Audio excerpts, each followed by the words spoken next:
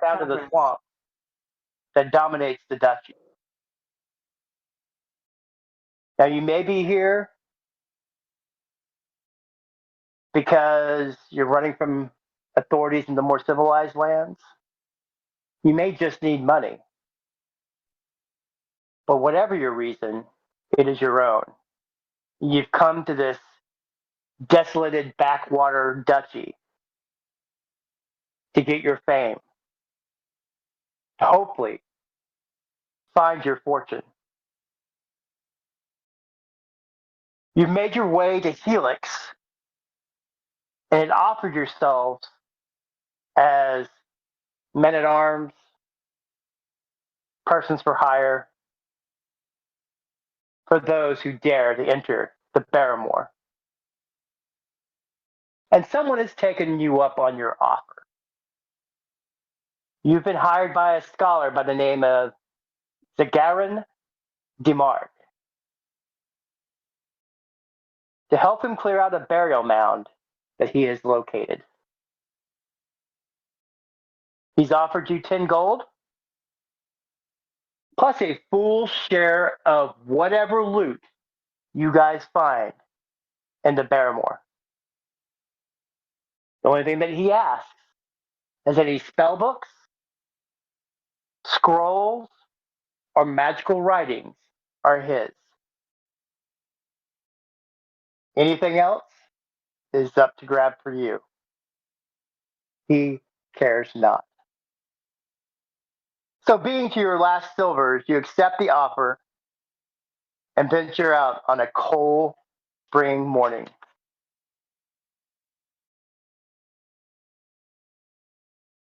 It is early in the morning as you enter the Barrowmoor, this acidic swamp. It is foggy, a dense fog. You can barely see 20 feet in front of you. The air smells slightly acidic, and the smell of rotten vegetation is pungent. The one thing that you notice immediately is just how silent it is. Now, occasionally, you hear a frog croak and jump in the water. About 2 hours into your trek, you hear the sound of leathered wings flapping in the distance.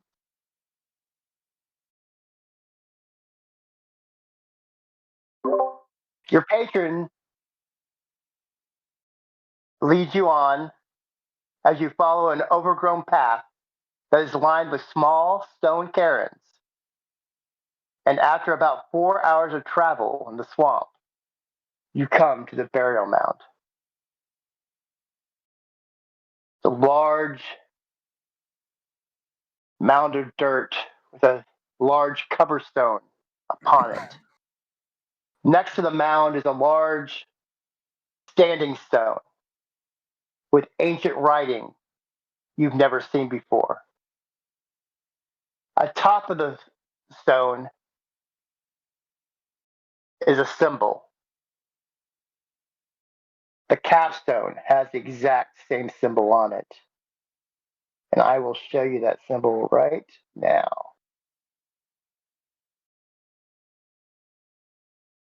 Maybe.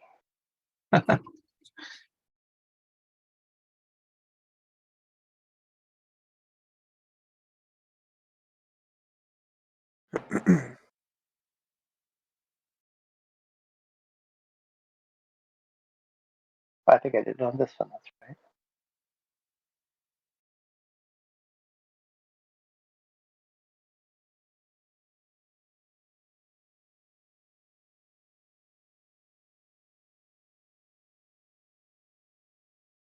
Sorry, guys. Should have had this ready.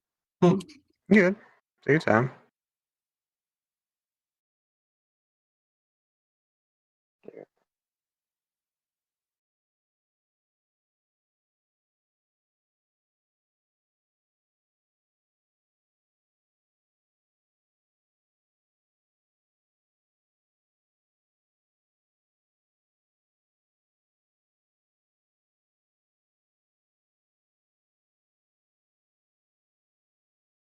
Did that pop up in the chat? Yep.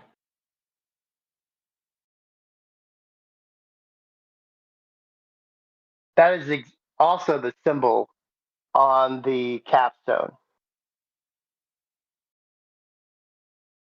As a what's the lizard? The lizard man's not here, right? It's the warlock, right? Yep. Just Warlock Lizardman's not here. So, the dwarf and the human fighter begin smashing the capstone so that that you can get into the burial mound. And as the hammer strikes each time, the echoes of the hammers echo out to the swamps. The stones fall before you, and it opens up to a long stone uh, staircase leading down into the darkness. Your patron says, "The dead hear us." Roll initiative. So go ahead and roll initiative. All right. Let's see.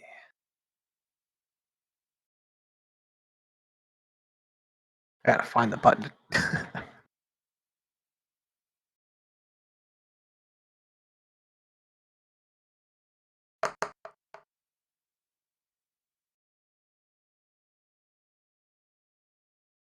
So Craig got a 20. Nice. I cannot. Oh, there it is. Okay, hold on. Stupid. 9. Ooh. A 9. Ooh. A 9. 9. 9. Fuck.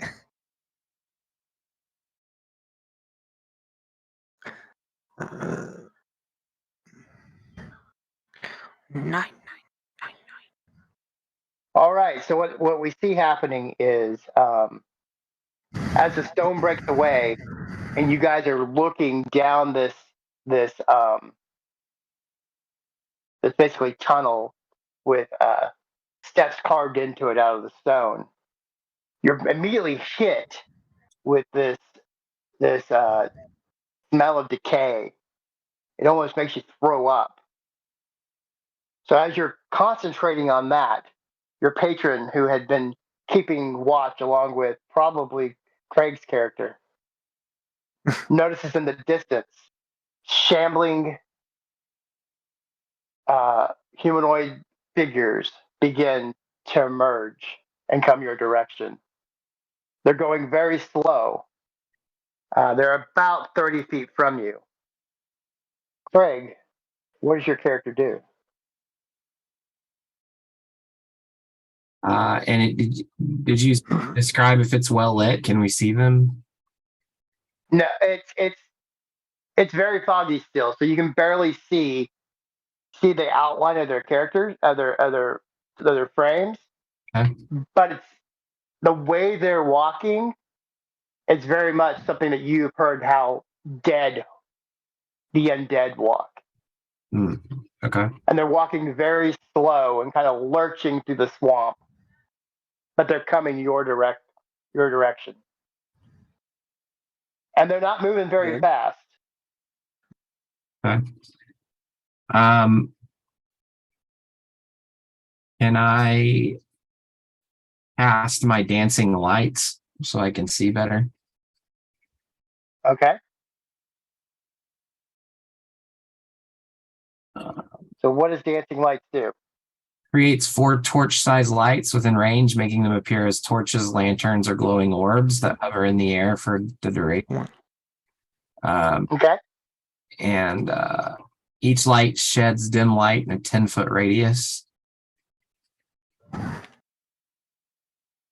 Very good. So how does that look when you do that? Do you use your instrument to do that, or do you use an implement like a wand, or? I think I I conjure with my hands. Okay.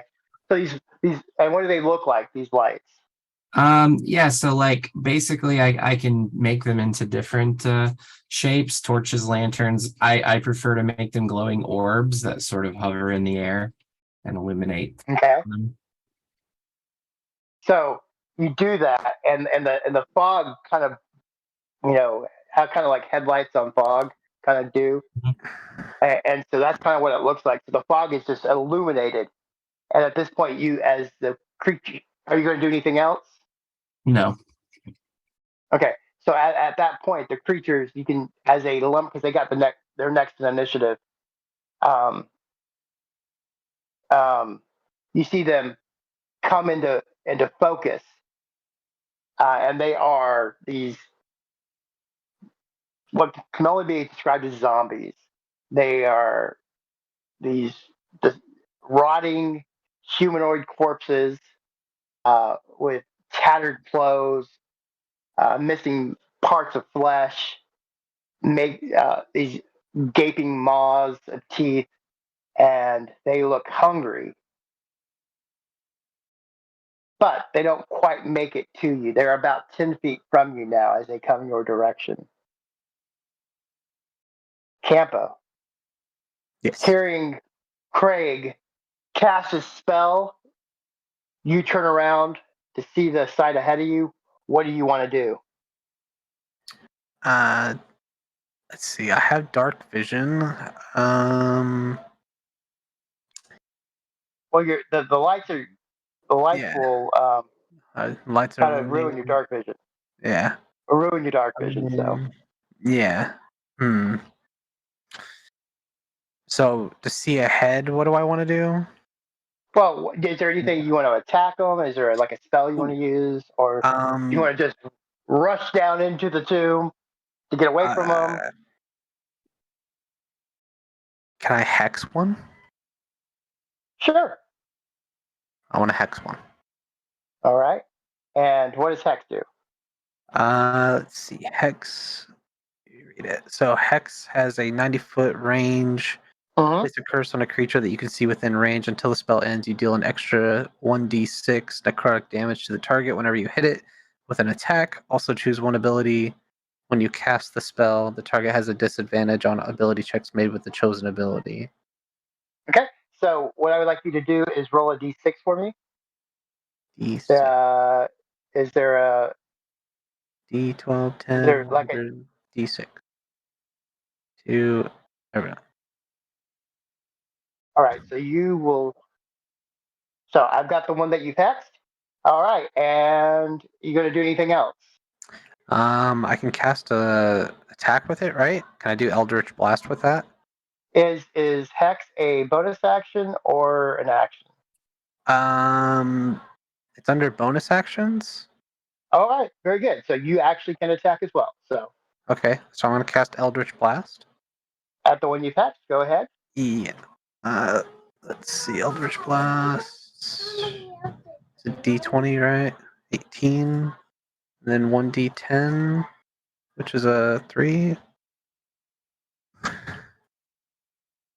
So the 18 hits, and you do 3 points of damage, and then roll a d6 as well.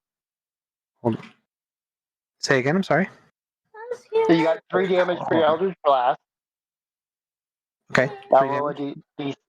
roll a d6 for your uh, hex. Oh, D6. Yeah. D6. 4. All right, so you do a total of 7 points of damage to this zombie. As your Eldritch Blast leaves do you cast it with your hands? Do you use a wand? I Use have a a staff? wand. I have a quarter Okay. staff. Sorry. Yeah. So as you use your quarter staff to launch this Eldritch Blast out, what kind of energy does it look like? Does it look black, purple? What does it kind of look like? It'd be a mixture of like black and purple, almost smoke like looking, but once it actually reaches the target, it turns into a magical blast. Okay. So as you see that launch through the fog, illuminated by Craig's dancing lights, it hits its target, and you can see it kind of the energy just go through the creature. It stumbles a bit, uh, looks back up, and continues coming at you. But you can tell you did some damage to it. Yeah. Awesome. All right. So Aldolf will run up, and he will actually no, he's going to attack from where he's at. He pulls up his crossbow and is going to attack. Hits. He's going to attack the same one you did, and he does 6 points of damage. As that crossbow bolt hits that zombie, it hits it in the leg, and you can hear even through because it's so silent in this Barrowmoor, excuse me, that you can hear it like hit bone, and the leg kind of broke a little bit, and it kind of is down on one knee, but it's still like trying to crawl at you guys, but it looks like it's very hurt. And it's back to you, Craig, as you see these two zombies coming at you. What do you do? Question: Can I see the cordyceps that are controlling it or no? Can you see the what? Cordyceps that are controlling it or no? I'm joking. No. Let's see. I'm gonna use thunderclap, Okay. which is a burst of thunderous sound that can be heard up to 100 feet away. Each creature within range, other than myself, must succeed on a Constitution saving throw or take 1d6 thunder damage. Okay. And so, what is the area effect on that again? The area affected 100 feet away. Range 5 feet. Area 5 feet. 5 feet area. Okay. So I'll say you'll be able to hit both of them. I'll say you'll like sit. You know enough to center it between the two of them where it hits both of them. Does that make sense? Yep. All right. So they need to make saving throws, correct? Yes. And it is a dex save, correct? 1d6. Yeah. It's a dex save though, right? Yeah.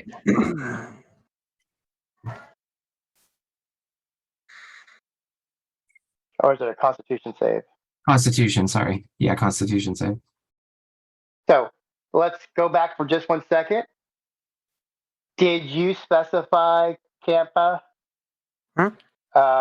what ability they were going to roll disadvantage with? No, it doesn't say. So no, I did not.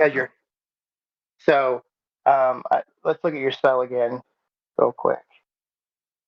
We can retcon it to say that you chose Constitution. Gotta love the retcon. So Hex, it is a saving throw,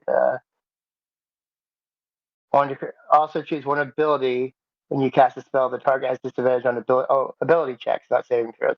So never mind. So, but they have a -2 dex anyway. So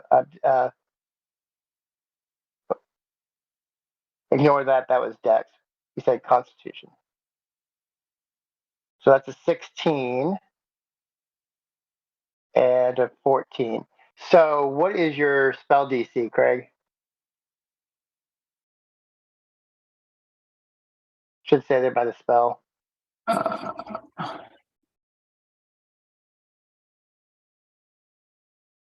I'm sorry. It's where do I see that at? Let me pull your character sheet up real quick. Spells. Your DC is 12. So they only take half damage. Go ahead and roll your damage.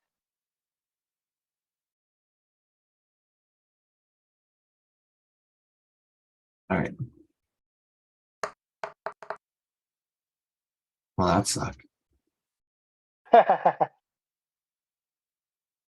How much was it? 3. All right. Very good.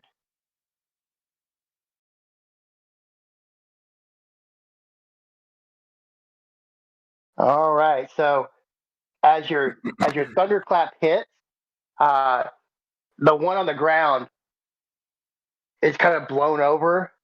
It's in a prone position, but the other one doesn't seem like it did much to it. It's still on its way.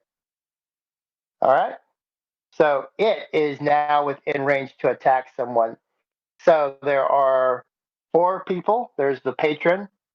He'll be 1. Craig, you'll be 2. Dylan, you'll be 3, and then the fighter will be 4. So I'm gonna roll a d4 to see who it attacks.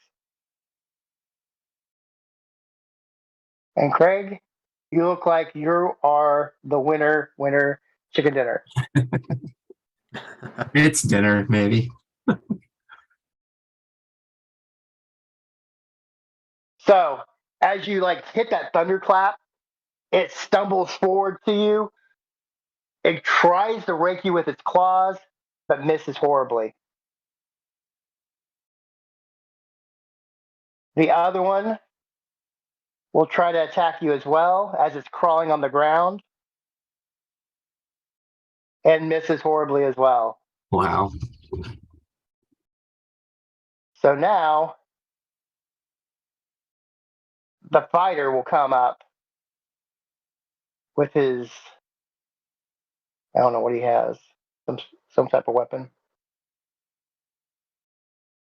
with his longsword and attack the one on the ground.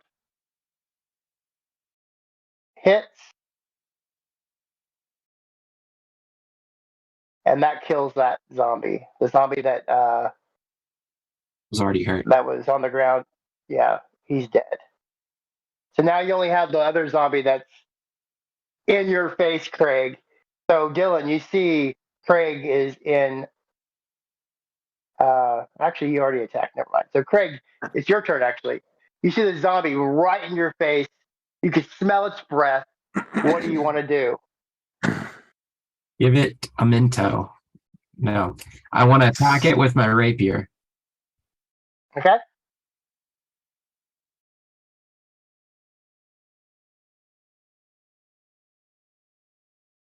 So I hit the hit. DC is plus Yep. 4. Is that the one I do? Yep. Yep. That's a hit. Go ahead and roll damage. Bye.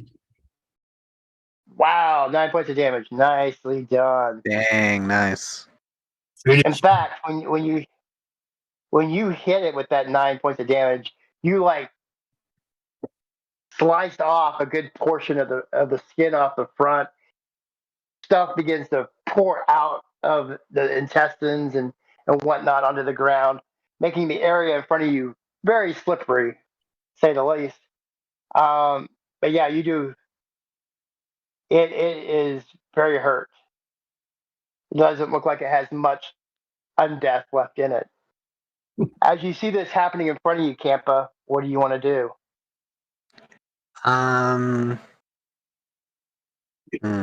Is it? It's not dead yet. So. It's not dead yet. I want to cast Eldritch Blast at it. Try and kill it. Okay. Now, were you able? I think you're able to move your hex as a bonus action. Let me look at that real quick. Yeah. At least Hunter's Mark you are able to do that. I don't know about hex. Let's look at your spells.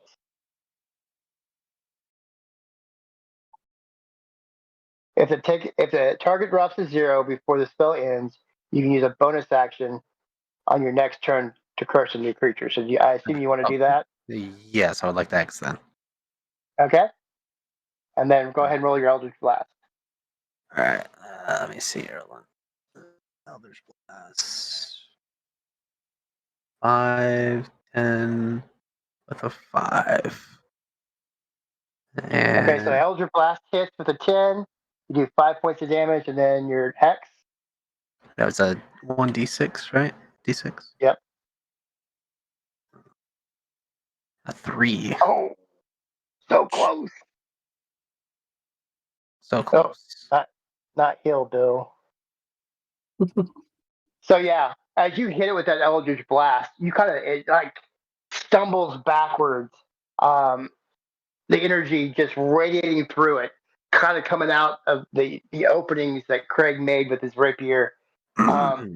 You can tell whatever foul power that is keeping this thing going is dwindling quickly. It then lunges at Craig one last time. And let's see if it will make a connection. And it does not. Boy, I'm just lucky. You are just lucky. Quite lucky.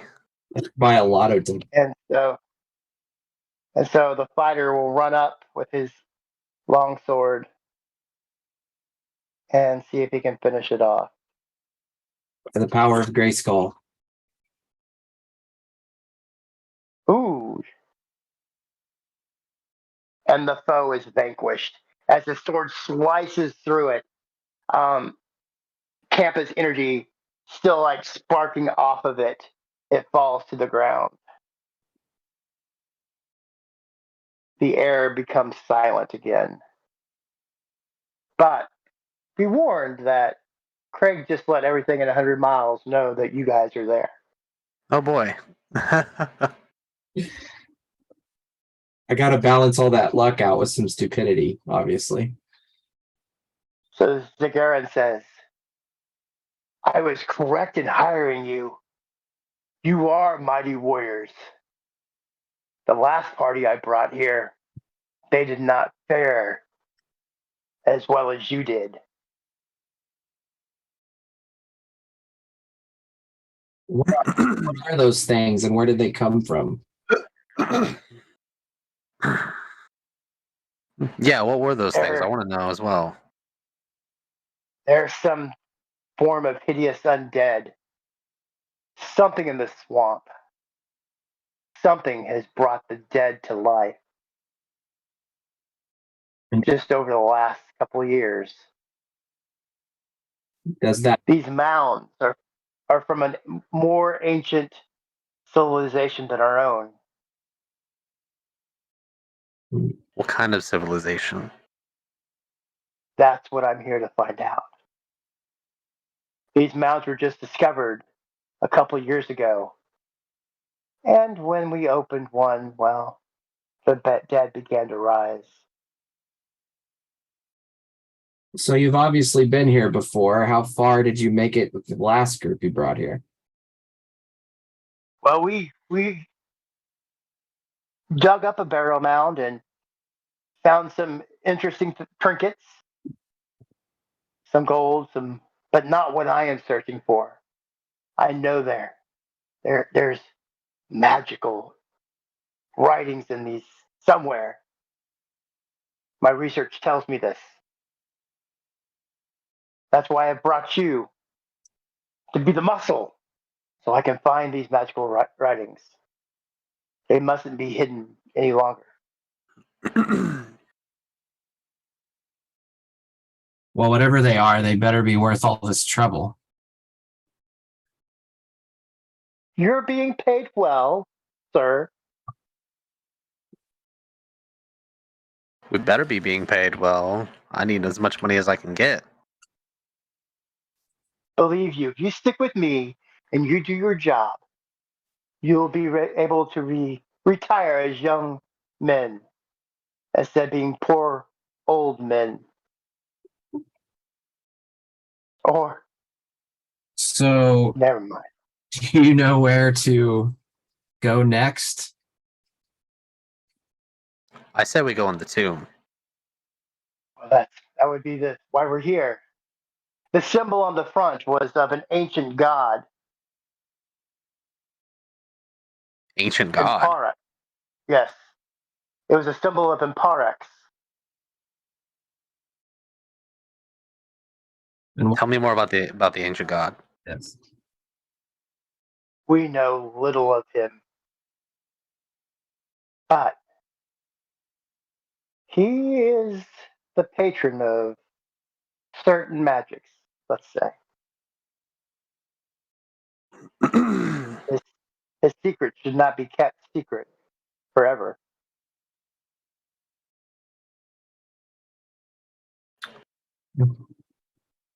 We, my fellow scholars, deduce that in these tombs must be those who followed his teachings. So that's why we're here.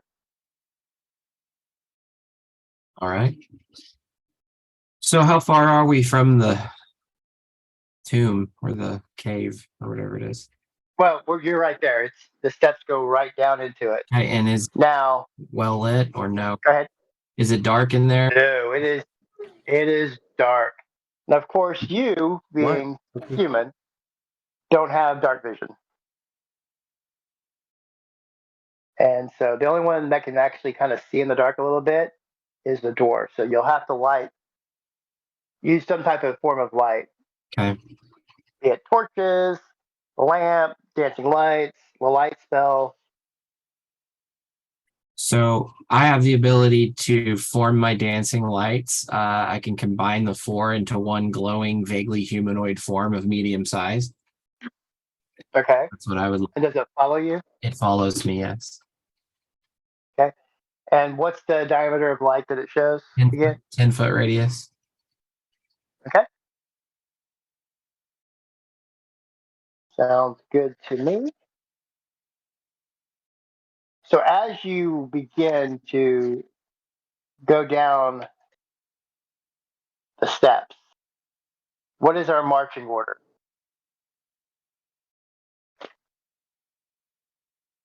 Who's going to go first? Your patron, he demands to go in the middle so you can I'll go protect. first. But before I So, enter, can I cast? Where is it? I have the spell. I'm trying to find it. Hold on. Armor of Agathis. okay. What's the duration on that? You may not want to cast it just yet. Casting time, duration 1 hour. Oh, is it 1 hour? Yep. I did not realize that. Now I don't know if it gives like an overshield or not. Does it do that? Does anything? It says gain 5 temporary hit points. So would that put me at 15? Yes. Okay. Well, let me know if I can do that. If I can do that, that'd be awesome.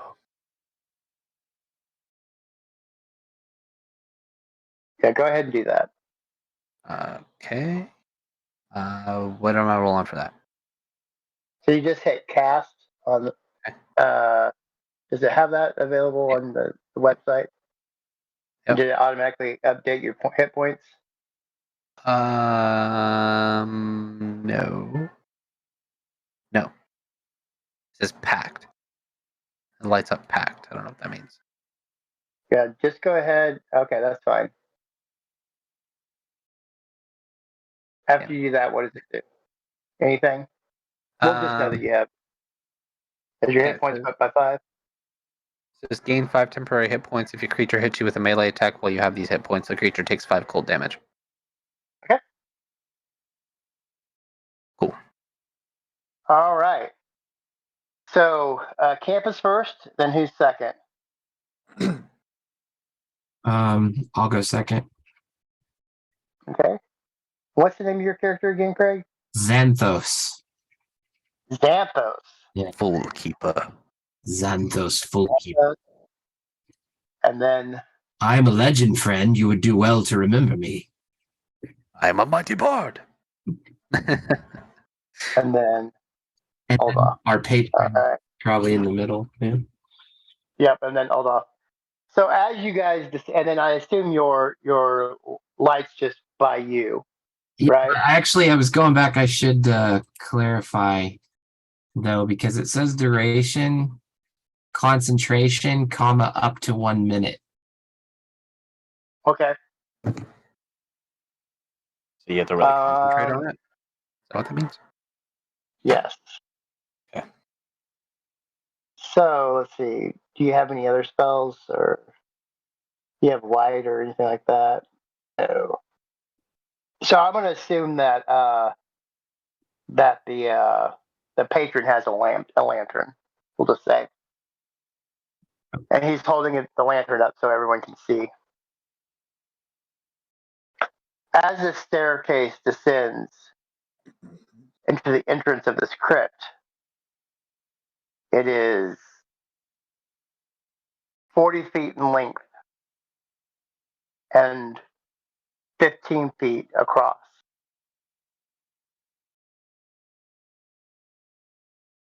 You see two doors, actually three doors, one to the east, one to the west, and one to the north. The other thing you see that dominates this room are two pools of water.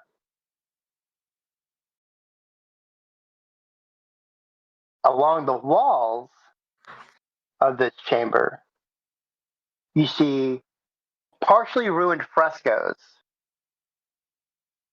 depicting people removing their clothes and entering the pools.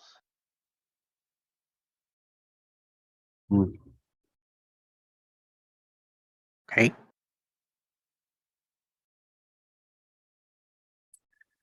Interesting. So, is there any writing or other kind of description that goes along with these paintings? No, no, just the frescoes on the walls and the pools. They're square pools. The water, though, inside them is kind of murky, but there is water within them. Hmm. And it's got like a decorative kind of trim around the edge of the the pools. Doesn't look like it really means anything. It just looks like it's there for decoration. And how far are the doors from us? Like, So, uh, coming from the entrance, there is a door about halfway along each side of the wall, and then there's a door directly in front of you, 40 feet. okay. Hmm. And this room is kind of weird shaped. It from the doorway, it goes out at a diagonal, then straightens up, and then goes back at a diagonal to that door. So it's kind of like a pulled out hexagram. So the question is if the fresco paintings are a warning or a requirement. I wonder, is there a way to tell this if we need to get into the water or not?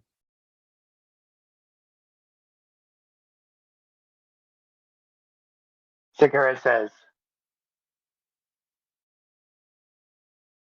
I wonder which it is.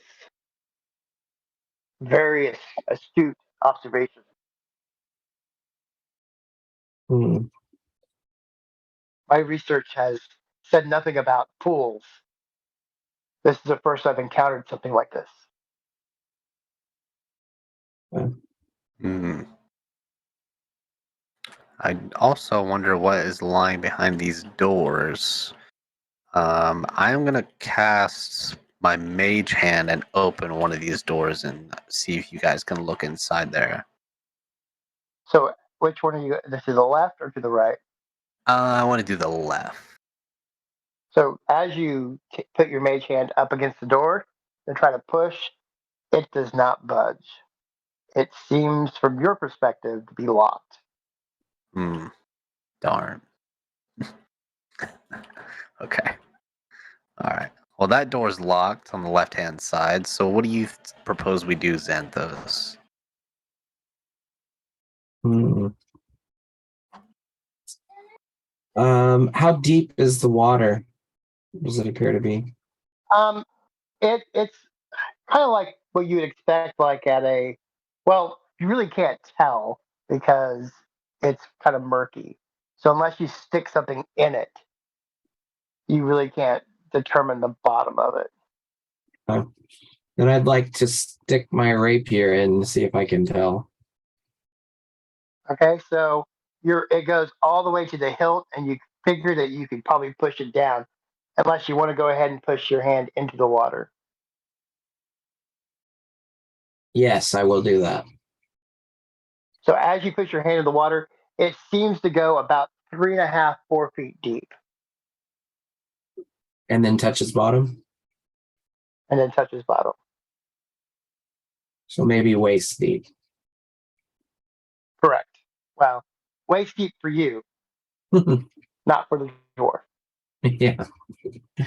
Okay. And as you pull your hand out, it doesn't feel you don't feel it. The water or whatever liquid this is cold to the touch, and it smells a little bit like I don't know something that's been sitting a while. Um, Coffeeville. and it drips Smells like off your Coffeeville. Coffeeville water. Yes, absolutely. All right. Cool. Um, and it just drips off your rapier in your hand. It doesn't seem to affect you anyway. Okay. All right. So obviously we could wade into the water, but if we're to take the suggestion of what we see, I think we would have to remove our clothes. Isn't that what you said? The frescoes show people derobing to go in. Correct. I wonder if that has something, Campa, to do with unlocking the doors in some way.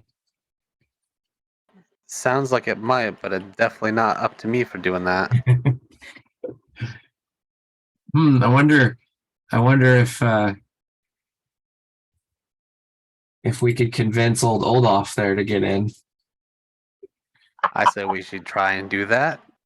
I can be very persuasive. Yes, as can I. Olaf says, it takes me longer to put my armor on and off than it takes you. Although, since he has armor on, he could try to get in without taking it all off. I'm just saying. True. I feel like we should convince Olaf to hop in there. I mean, if he's coming along, he's gonna, be our tanking. I feel like he should be involved. Come on, Olaf. Now, the last time I went out with you guys on an adventure, it did not end well for me. So I don't know about this getting into pools of water stuff. True. We did have to drag him around behind us, knocked down unconscious, I think, for a little while. So yeah, true. that is fair. He says, "Fine, fine, fine." He begins on. Now, if I'm without armor, I'm without my weapons. Something comes up behind you guys, I won't be able to fight it. I'll watch our back. Very well. So Olaf takes his armor off, and he goes in. Are you going to have him go into one pool, two pools? How you wanting him to do this? Well, first off, he needs to do a Magic Mike style dance. And then just let's see, you tried the door on the left. Is that right, Campa? Yes, the door on the left is locked. And there's two pools of water. Is that what we said?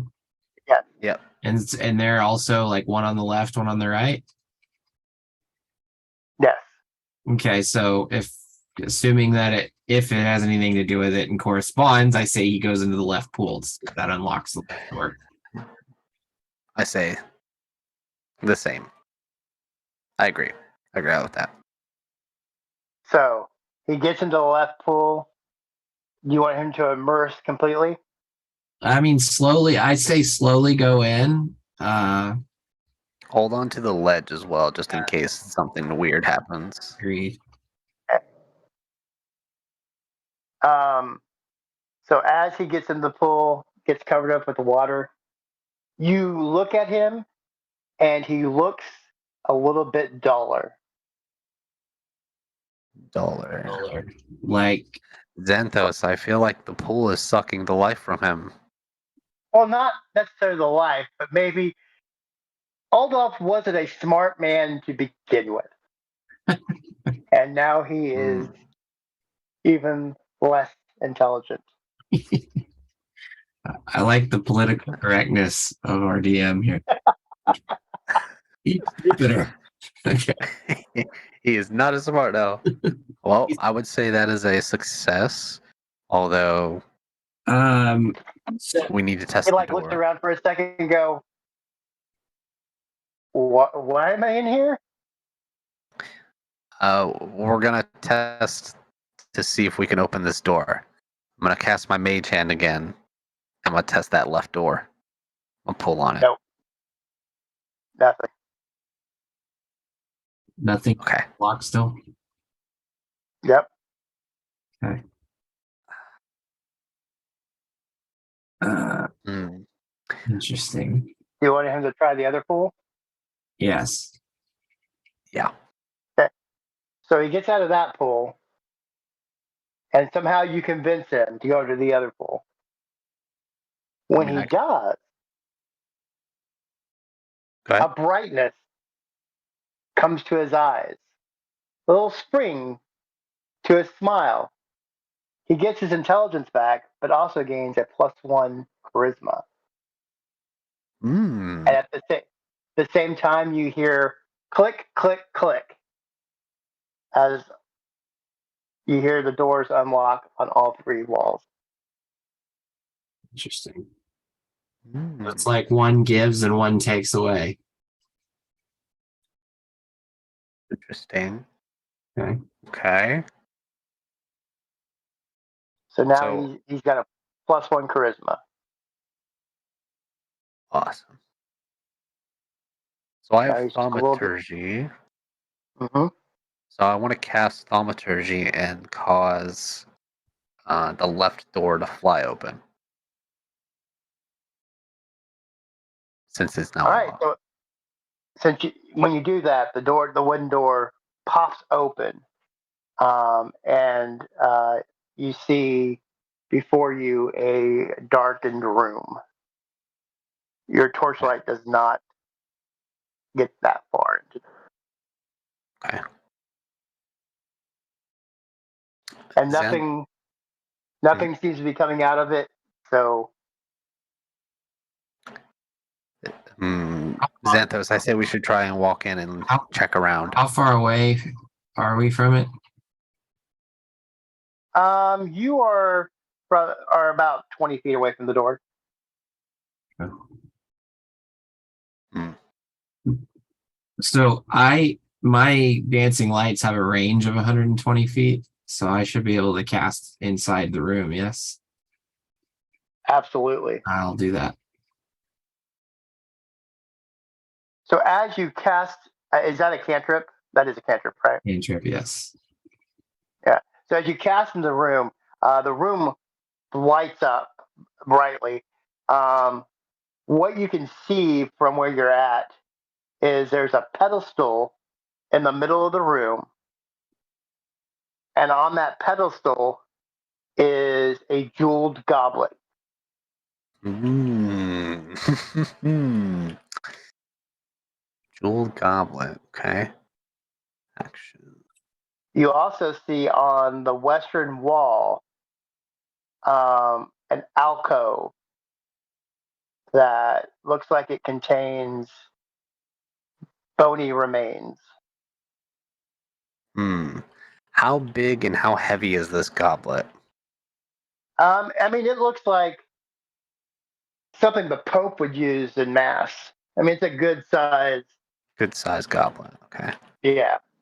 Only reason I ask Now is because we're not talking about Father down the street at Holy Name. We're talking about the Pope.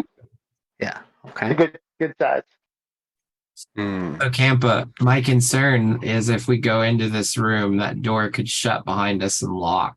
I would wonder if we Very true. want to try to open the other door and see if the doors on all the rooms can be opened, or if opening another one affects this other one. Yeah, I agree. Absolutely. And while you're discussing this, Oldoff is putting his armor back on. Okay. Because hell if he's going to go into another room where there's some skeletal remains without his armor. Okay. So we all have to keep in mind, if the pool gave him that charisma, I wonder if it gives everybody the same, or if it gives different people different things.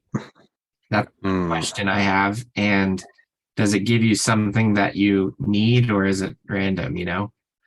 So I wonder. I think I will go into the same pool to see what happens to me. Hmm.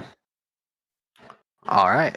I'll let you go in, and then I'll go in last. Of course you will. All right. So which pool are you going into? The right one that gave the ability to, or the All right. Roll a d6. okay.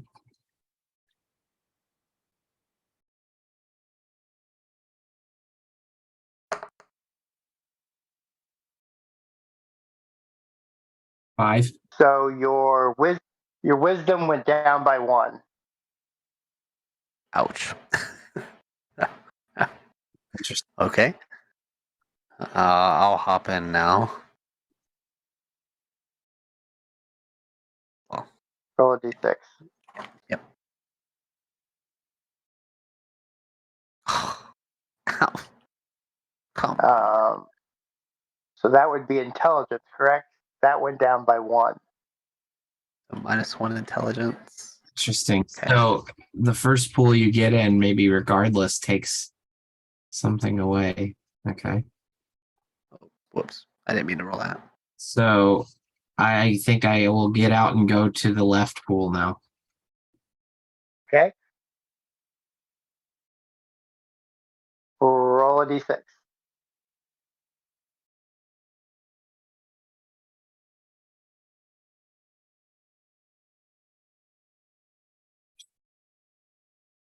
Wow, that was really laggy.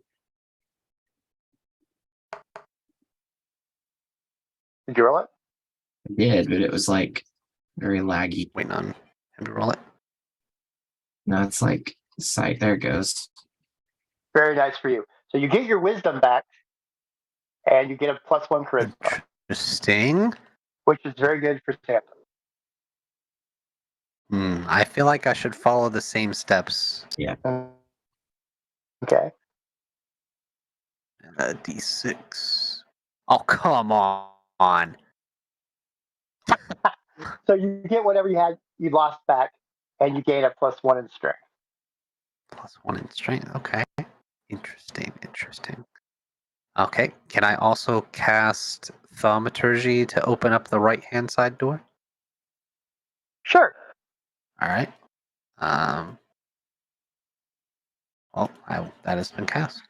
Let me see. Do I need to roll anything for that? No. Okay. No.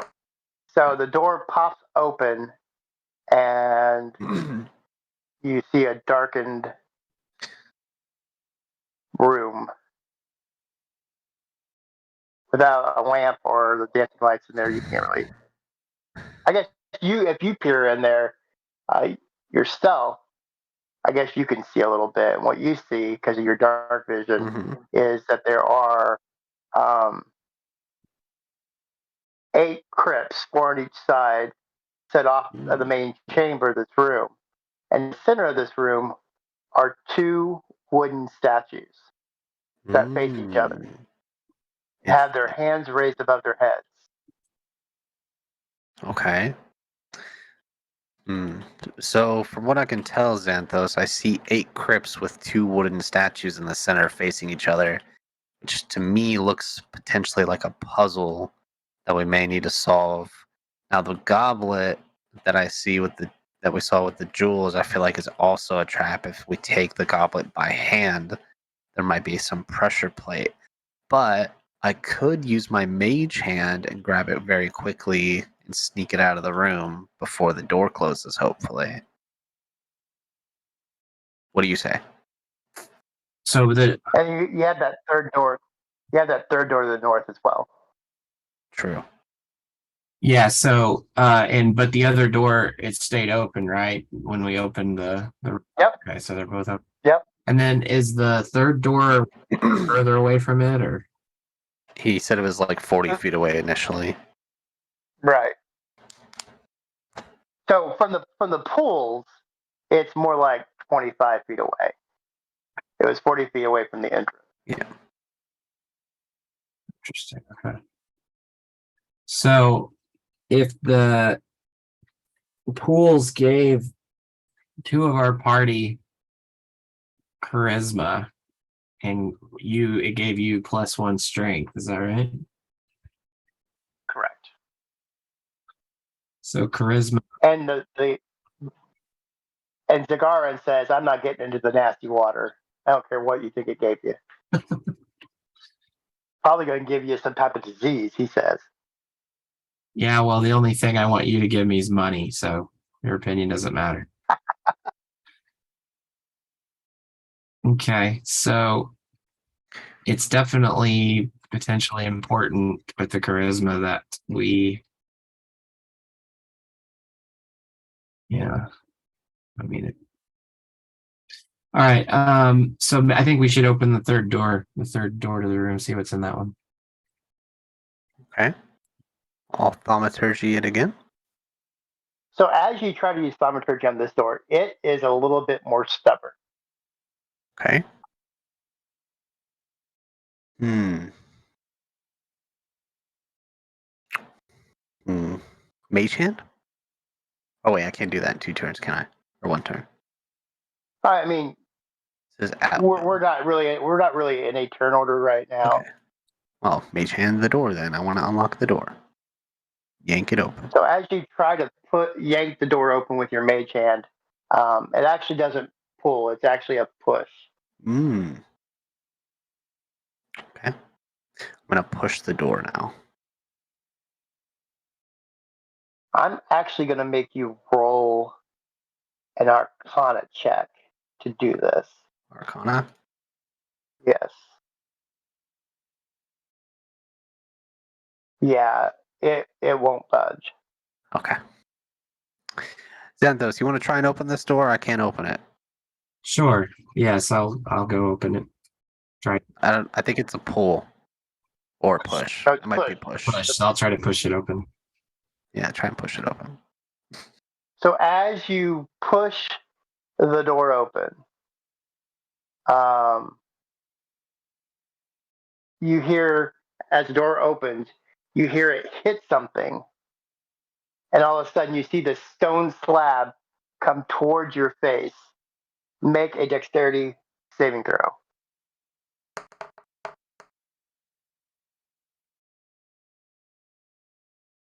Whew! Just in time, you duck as a stone slab basically comes down and like would have hit you right at eye level, and just sits there in the door.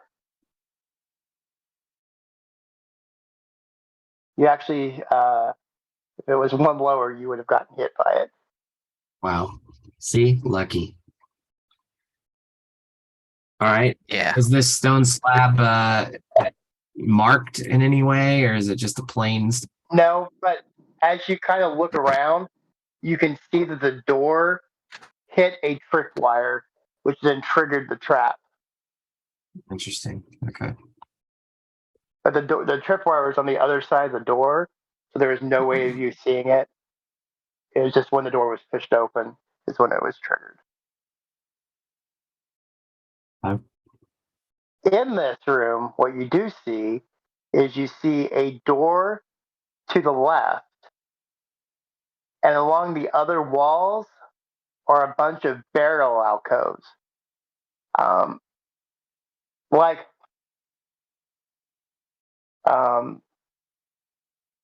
what's an example of this? Like Skyrim in the black that first dungeon in Skyrim that you go after you get to whatever that town is. Yeah. You go down in the crypts and you have the people on the sides of the walls. You know what I'm talking about? Yep. Yes. Okay. So it's kind of like that. There's just these burial alcoves all along the walls in this room. All right. And the dead in the alcoves, some of them are wearing clothes, some of them are wearing armor, some of them are wearing different things.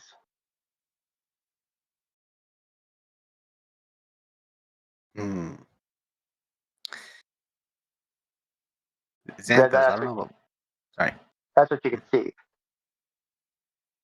Okay. Xanthos, I don't know about you, but I really want that goblet, that jeweled goblet. I want to try and see if we can maybe turn it into some cash, some gold. I'll split it with you. You're greedy. That's what I think.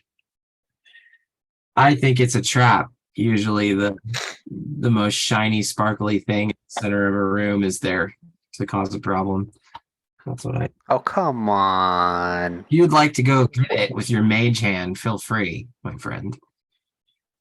Hmm. All right. So what's gonna take to persuade you? What do you think? Do you really think I should do it with my mage hand? It will take you doing it and not dying to persuade me. Okay.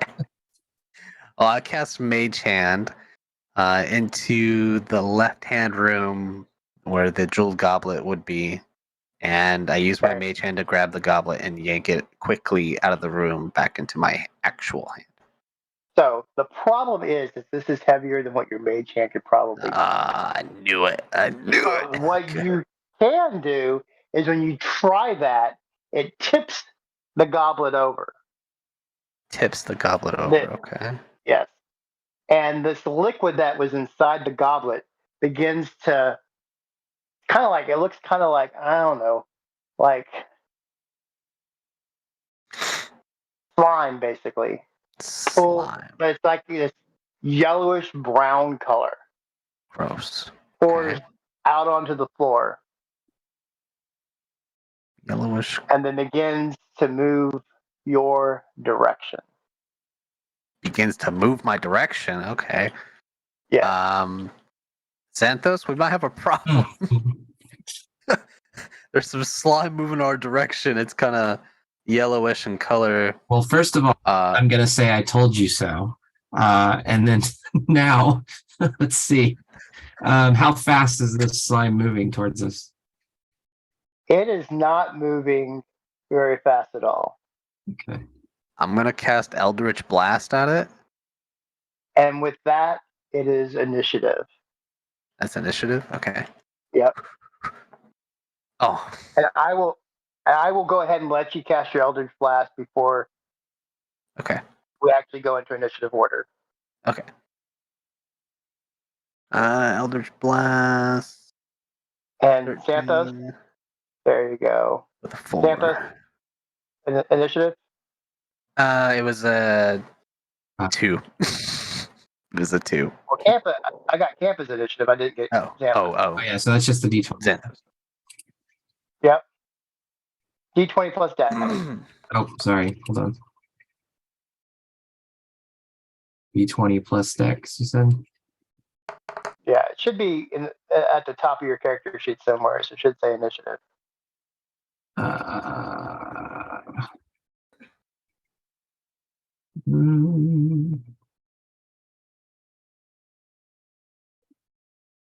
Yeah, I don't see it. Oh, there it is. Okay, that's fine. No, I Okay. saw it now. Sorry. You're fine. Ooh, 5. Damn it. All right. So I'll go ahead and let Campa got off his Eldritch Blast. And what you already rolled that, right? Yep. 18 up for to hit. 4 damage. But 2 initiative.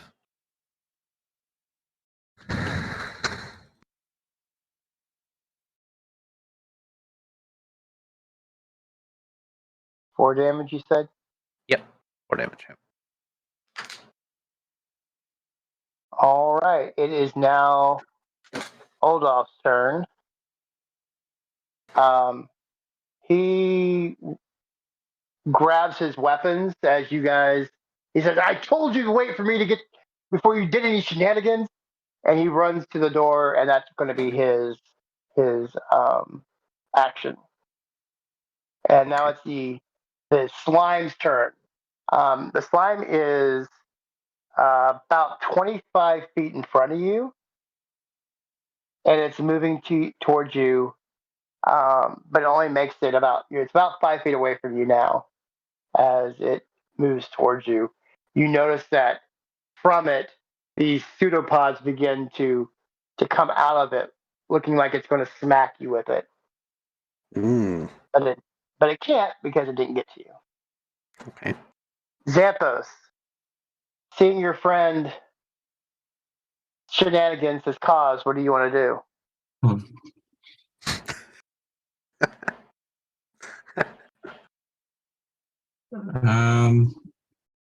He's got this big, and it's about 3.5 foot tall, roundish, amorphous jelly coming at him. All right. I guess I'll thunderclap it. Okay, that's a Constitution save, correct? Yes. And, it makes its Constitution save. Dang it. All right. And when he does that, it rattles the tomb. Like it almost it it almost deafens you how loud it is. All right. And then our trusty warrior says, "Move out of the way. I've got this. Spells are not going to be any help here." And it's because he's an ass. And he slices it with his sword, but misses. You're still kind of in the way, Campa, so he like misses it. Okay. So it is its turn actually, and it's going to reach out with its pseudopod and attack you. Okay. What's your AC? It's 15 because I still have the armor of Agathis on. Oh, that's right. So, So that's a miss. As its pseudopod hits, it would have hit you, right? But your magical armor kind of deflects it. Okay. I mean, if it hits, it's 5 Well, damage. It wasn't technically a hit. I'm just kind of portraying that as what happened. Yeah. Okay. Xanthos, what would you like to do? Yeah. That's my go. It's my go. I'll hit it with the rapier, or I'll try to. Okay.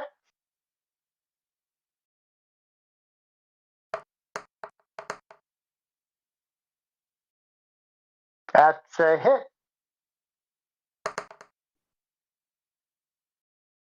Wow. Now, what kind of damage does a rapier do? Is it piercing damage or is it slash? Piercing. Okay, very good. So yeah, you stick it good, and as you stab it, it definitely reacts. Like that part where it stabs, kind of sucks in, and you can almost hear psychically it scream. It's not audible at all. It's psychic, telepathic. Okay. Campa, what do you do as you see Xanthos stab it, and it definitely reacted to it? I'm gonna follow his actions and take out my daggers and stab it as well. Okay. Let's see. That's a D20, right? Or okay. I have 2 daggers, so it'd be both. Yeah, you can.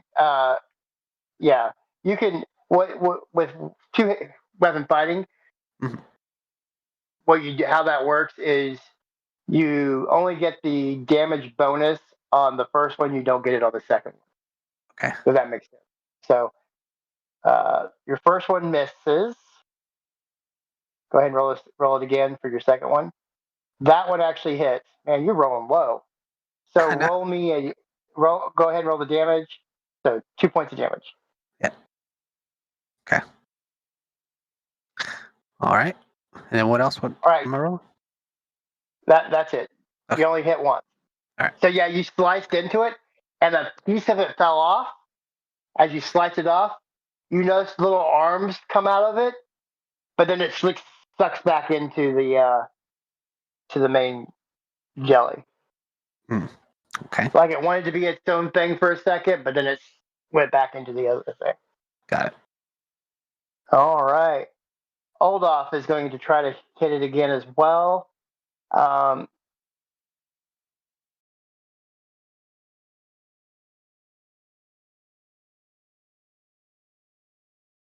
And misses. No, he hit. No, he hit. And Oh no.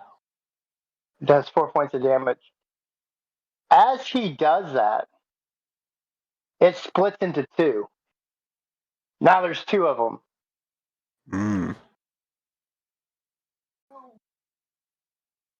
Santos. One, what are we gonna do?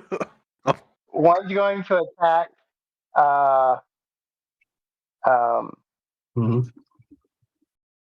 Oldoff for creating it. Wow, that rolls off a natural 20. I am so glad. That's a hit. And does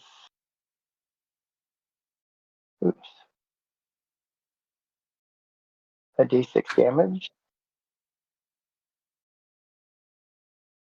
So it does 6 points of damage to him. And the other one is going to attack you, Campa. Okay. And that's a hit. Oh Lord. Doing 6 points of damage. Okay. So 9 points of damage. It takes 5 from the And it shield. takes 5. So the funny thing is when it hits you and it does the damage to you, Mm-hmm. it basically kills itself. Okay. Okay. All right. Because your retroactive damage is enough to destroy it. Because that's all the hit points it have left. Sweet. So as you see that, is it Craig's turn? Yeah. As you see that one's get destroyed, what do you want to do? There's I'm going. Oh, is it There's your turn? one Sorry. little, yeah, there's one little half ooze left. Yeah. Get it, Santos. Get it. so you keep describing it as jelly, so I'd like to take out some bread and put the jelly. No, I'm kidding. I guess we'll just go stab it one more time with the rapier. All right, sounds good. Ouch. Boom. That's not a natural 20. No, it wouldn't be. So go ahead and roll your damage. And that's enough to destroy that one as well. Let's go. So that So go ahead. they're all dead. You said. They're all dead, yes. Sweet. Woo. As you stab it, it kind of shrivels up. Like the one part that hit Xanthos is kind of like in this like frozen rock state from the frozen armor of Agathis. It just kind of solidified it up, and yours that you stabbed just kind of shriveled into nothingness. Interesting. All right. So now the cup, the still in the same spot, knocked over, but there's no more liquid in it. Is that right? There's no more liquid in it. It's just it's now laying down. Well, actually, it's probably on the ground now because when you thunderclapped, it probably shook it off the pedestal and it bounced around on the ground. So now it's on the ground. Okay. Well, Campa, now I'd say go pick it up. After all that trouble. I will gladly pick up the cup now. Yeah, so this is, like I said, it's a large jeweled goblet. It is made of gold and it's got a lot of impressive gems. It is worth some money for sure. All right. I'm going to put that in my bag. Well, did we Sure. checked it first to see if there's any like writing on it or anything? So, yeah, if you want to look at it, you can. Yeah. Well, are you trained in Arcana? I am. There, Tampa or I have +1 Xanthos? Arcana. I have a +5. You can hand it to me, and I'll look at it. All right, I'm gonna hold the goblet out and let Xanthos look at it. Yeah, Xanthos is trained in Arcana, so Okay. Depending on what I find, determines how much of the share I get when we sell this thing. Just so you know. That's fine.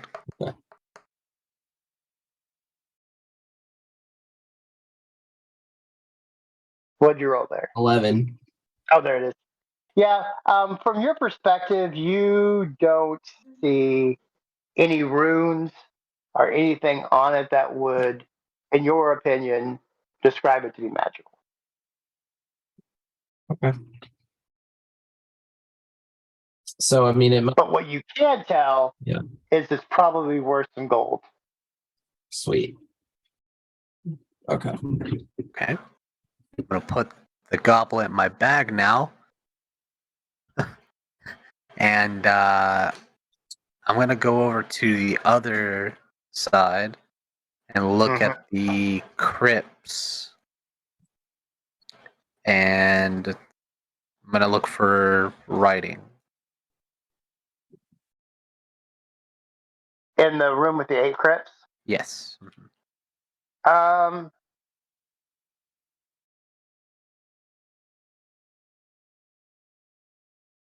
That's so all you see are um, the names of it looks like names of different people on each one.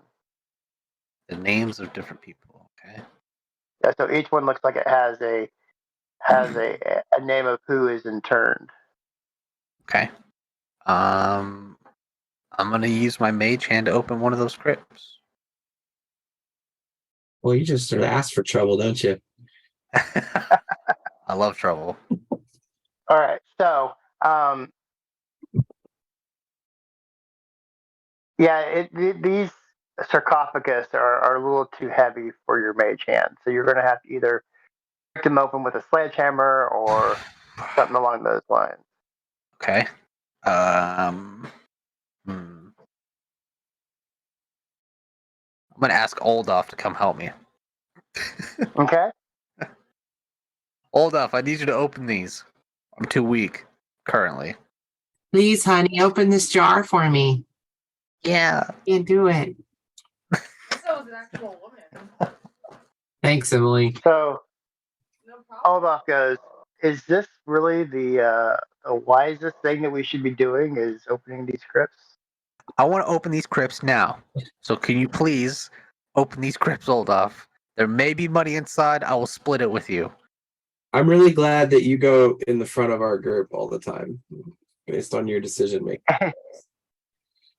So he's looking at these. He's like looking at you, and he's looking at these 2 wooden statues. And these wooden statues, they're taller than him, right?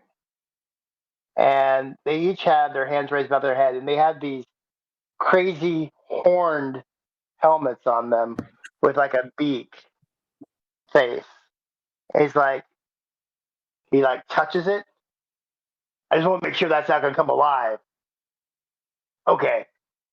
Um, you sure about this? I'm sure. So he says, "I need some help with this, Campus. Campa, get up here and help me." Fine, I'll help you. So you guys are push the lid off the sarcophagus. What you see in the sarcophagus is a person that's been laid to rest. Um, this person basically looks like they're in what would have been nice clothes at the time. And as you're examining the body, you hear a sound as the heads of both of those statues turn your direction. Oh no. Oh no. Like, Okay. good job. Hmm. I'm gonna But they rummage through the they sarcophagus. do not move yet. So I You're gonna rummage through it. yeah. Okay, I'm gonna rummage through the sarcophagus and see if I can find any jewels or gold with respect. Not. I'm gonna respectfully file your grave and rob. I'm gonna rob your grave. I mean no ill will, just Yeah. I'm just gonna, spit on you know, yeah. just gonna rob your grave and take all your money. Don't worry.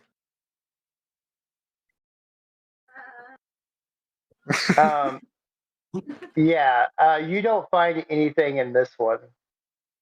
Okay.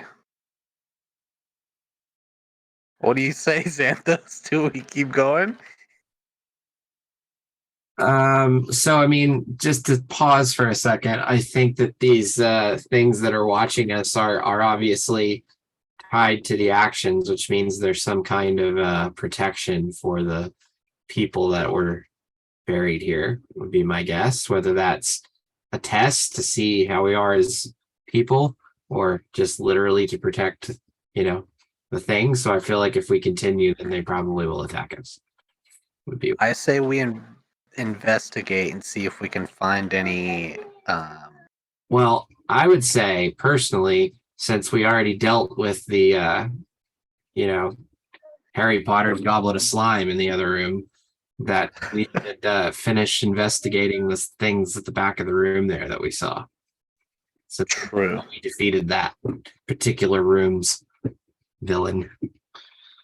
True. I'm gonna You're say talking that. about the trap, The room on the left where the goblet was, I think that earlier right? you described it as having something like a throne or something, a seat at the back. Well, no, it had a alcove with skeletal remains. Okay, yeah, I think we should. I'd like to go investigate that. Okay, so as Campo, are you going to stay in this room, or are you going to go with him in that room? I'm gonna follow him. Okay, so yeah, you go and you look at this back the room with the goblet, and the alcove. It looks like just bones and stuff. There's nothing of real value there. You're not even sure why these bones are here. It doesn't really make any sense. And the bones, are they just laying on the floor? Or are they put in a certain place, or how are they arranged? No, there's kind of an alcove into the wall, and it's not like the burial alcoves that you saw in the other room. It's just this indentation in their wall, and there's skulls and femurs, and doesn't even look like they're complete skeletons. They're just mixed match pieces of bone. I'd like to remove a scale, like a skull from there. Okay, you have a skull. Nothing happens. Nothing happens.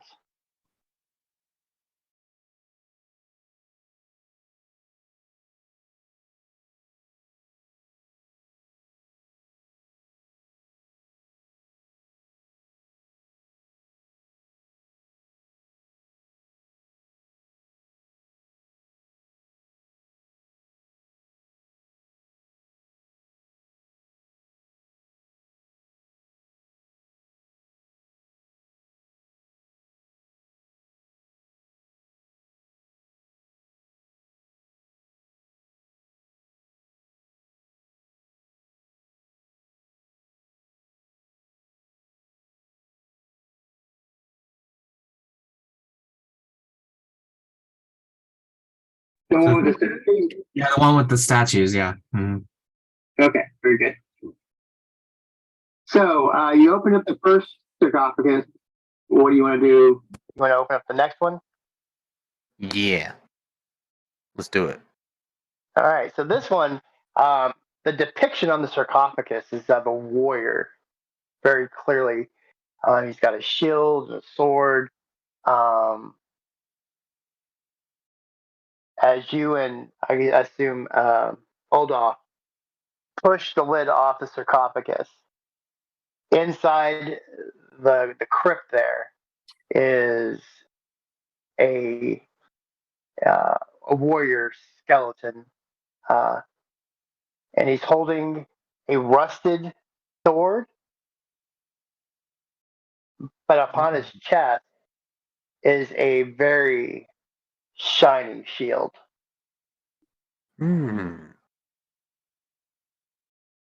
Hold off. There's a shield in here. Oh, that looks nice. And so Oldoff pries the shield out of the skeleton's hands. The bones holding the shield crumble into dust. As he does that, you hear the statues leave their plinths. Okay. Oh no. It is initiative. Okay. Oh, come on, dude. Uh, 2. Xanthos,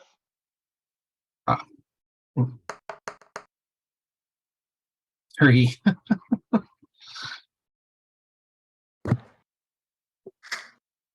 wow. And We're terrible at this. so luckily, Xanthos, what did you get? 3. And Kappa, you got a 2, right? Kappa? Yep, you can just say camp. It's 2. Yeah. And the statues got a 3. And Oldoff, what did he get? He got a 6. So Oldoff, as he pulls the shield off, he kind of stumbles backwards just as he sees the statues turn and begin to walk your direction. And he looks right at you, Xanthos, and says, I told you they'd come to life. He dons the shield, pulls out his sword, and rushes towards them. And he will make an attack. Okay. And as he does that, he says, if I die, I'm blaming you, Canthos. Camper. Not Canthos. We're like some high Campa. 2 of us. Yeah. Canthos. I blame you. I blame you, Campa. And he swings at the statue and misses because he sucks. Ouch. Okay. And it is your turn, Xanthos. What do you want to do? How far away am I Actually, from the statue? I would say that you were probably at the doorway because you were smarter than the rest of us. You didn't actually go in there and try to, push the sarcophagus lids off. So I'd say you're probably 15, 20 feet away from the statues. Okay. And the statues, what are they made of? They look like they're made of wood, right? And they've got these kind of antler helmets that come over their faces and then make like a bird beak. So the top of it's kind of metal with the horns, but the rest of the statues look like they're made out of wood. So they basically look like the flag, the symbol of the god, the patron god, then. Correct. Interesting. Okay. Let's see how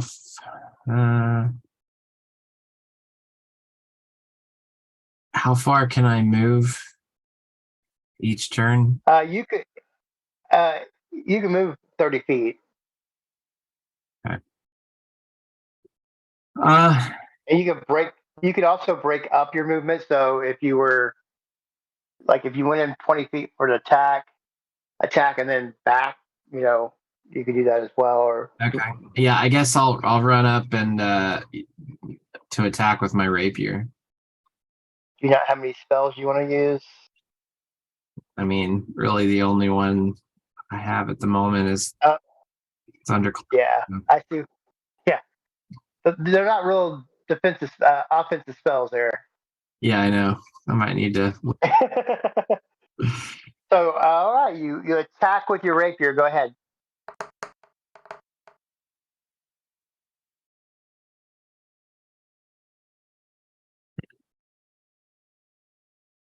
A 10. Mhm. That's a miss. Your rapier bounces off of them. Okay. And are you going to stay there, or are you going to kind of move out? I'm gonna jump back out of the way. Yeah, jump back a ways. Okay. So as you go in for the attack, your rapier bounces off the wood, and you bounce back. It's going to follow you and lunge at you to attack. Um,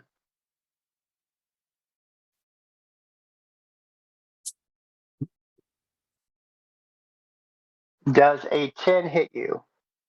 No. Your armor class is 12, so it misses you. And then the other one is going to attack Oldoff.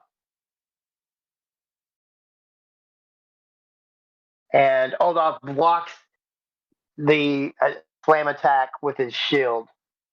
And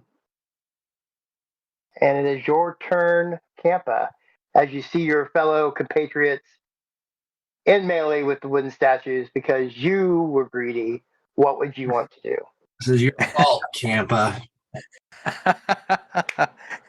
I'm gonna cast Armor of Agathis if I can. Let's see. I'm pretty sure I can. You actually use your spell slot, so you don't have any spell slots left. Oh, okay. The Then way that works is after you get done here, if you Mhm. want to take a short rest, then you can okay. gain that spell slot Okay. back. Okay? Okay, that makes sense. Makes sense. But Okay. right now you don't have it. All right. Then So all you Eldritch Blast it is. okay? Let me see here. Okay, that's a D22 with 4. Okay, yeah. So your Eldritch Blast. Which one are you hitting? The one that's attacking Xanthos or the one that's attacking Oldoff? Xanthos. Okay, so yeah, your Eldritch Blast hits the shoulder of the statue, doing 4 points of damage. A chunk of the wood flies off of it and slams into the back wall. Um, you notice that this red magical energy in its eyes kind of flare up. Not looking too pleased that you did that to it. It is now Oldoff's turn. And he is going to try once again to cut this mofo up.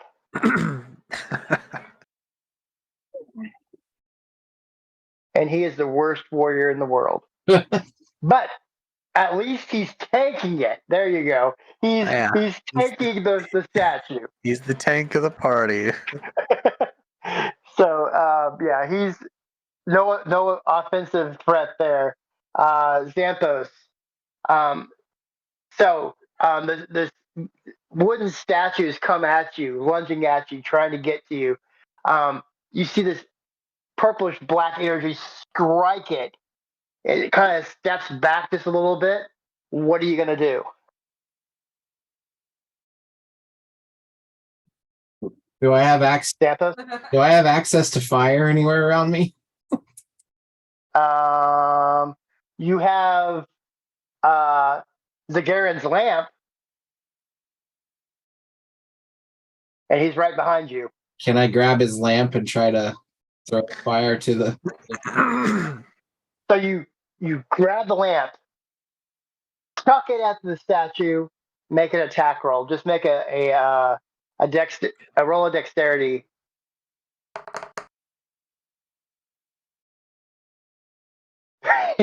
So yeah, absolutely. The lantern smashes in to the wooden statue and just blows up. Roll 2d6.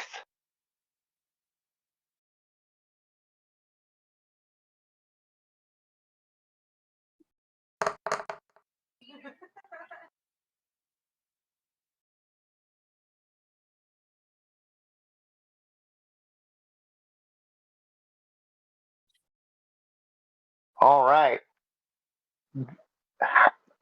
That's exactly the amount of damage you needed to destroy it. It just bursts into flames. It crumbles to the ground, on fire. Good job, Campa. What would you like to do as you see the statue crumble in flames before Xanthos? That was just the one that was attacking him. Okay. Yeah, I want to yeah. Eldritch Blast the Aldous is other. still definitely in melee with the other one. Okay, I want to help Aldous now Okay. since he's arcane. I'll cast Eldritch Blast with a 25. What's your? Is it? Yeah, that's what I thought. That was a critical hit. Okay. That's why you did 16 points of damage. So Okay. basically, you were invigorated by Xanthos's quick thinking. You pulled all your patron's energy into you, and you shot out a blast that freaking blew the statue into smithereens. I mean, pieces of wood flying everywhere. It was completely destroyed by your blast. Fatality. Fatality. Awesome. All right. But But now the only light source that you have is the burning statue in the middle of the room. okay. Can I cast Thaumaturgy to increase the brightness of the fire? Sure. And it goes. All right. Sweet. So as you search the rest of the crypt, all you find is a pair of winged boots. Winged boots. Okay. Everything else in this crypt looks like it's deteriorated beyond repair. But except for the one skeleton that has these boots on it, that have these kind of bat wings on the side of them. Bat wings. So now we found a shield and we found boots. So we're obviously doing an armor build out here. So I think we need to take the boots, whether somebody puts them on yet or not, I don't know. But we definitely need to take them with us. I say we investigate the boots a little bit more and see if there's anything special about them besides the wings. Do they look enchanted? And I do use an Arcana check on them to. Yep. Okay. Yeah, you definitely can tell that there is some type of enchantment on these boots. Not only because they are well preserved, but there are some runes and draconic on the boots themselves. Okay. I know Draconic, so can I check that? What it says?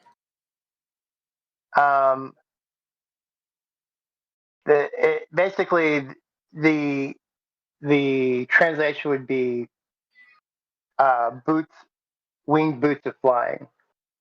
Winged boots of flying. Okay. These boots were made for flying, and that's what they'll do. Xanthos, do you want to help yourself to these boots? Since everyone has gotten something so far besides you.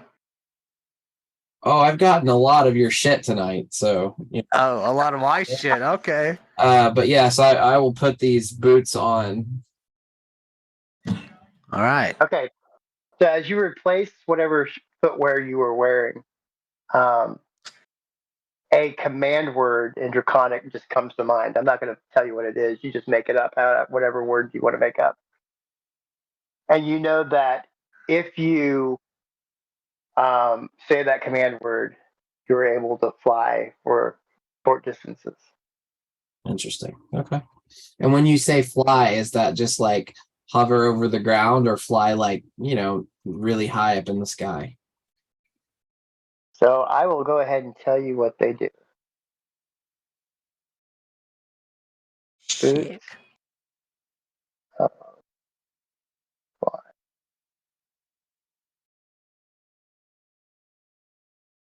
winged boots is, I guess, what the magic item is. 5e. When you wear these boots, you have a flying speed equal to your walking speed, and you can use these boots to fly up to 4 hours all at once or in several shorter flights, each one using a minimum of one distance from the duration. If you're flying when the duration expires, you descend at a rate of 30 feet per round until you land. The boots regain 2 hours of flying capacity every 12 hours they are in use.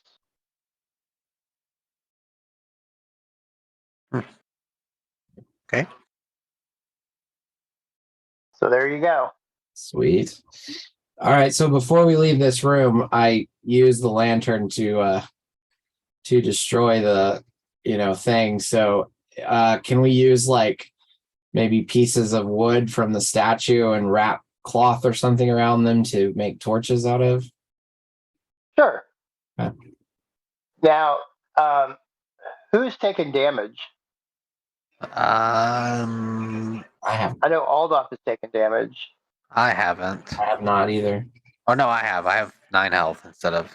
So this might be a good place to take a short rest so that you can get your spell slot back. Yeah, say we do that.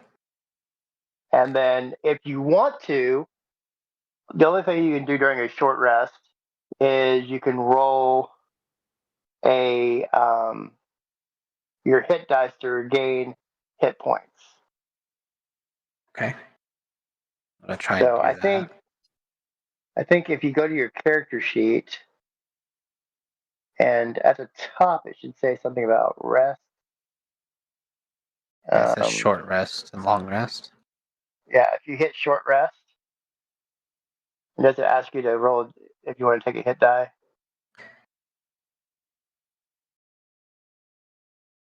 Let's see. Hold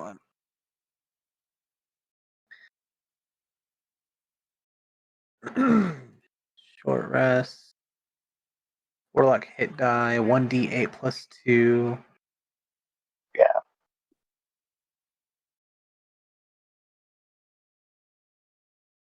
So do I roll a d8?